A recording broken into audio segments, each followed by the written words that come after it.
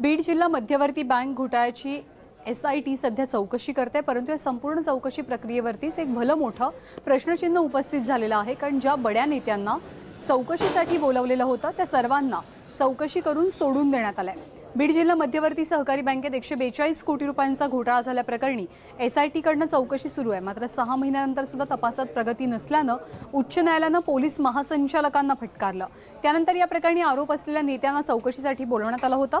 मात्र सगळ्यांना चौकशीनंतर सोडून दिल्यानंतर हा केवळ चौकशीचा फार्स तर नाही ना असा प्रश्न उपस्थित झालाय।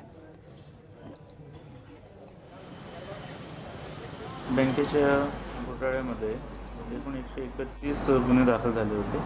त्यापैकी 128 गुन्ह्यांमध्ये फायनल रिपोर्ट कोर्टाला आम्ही पाठवलेले आहे।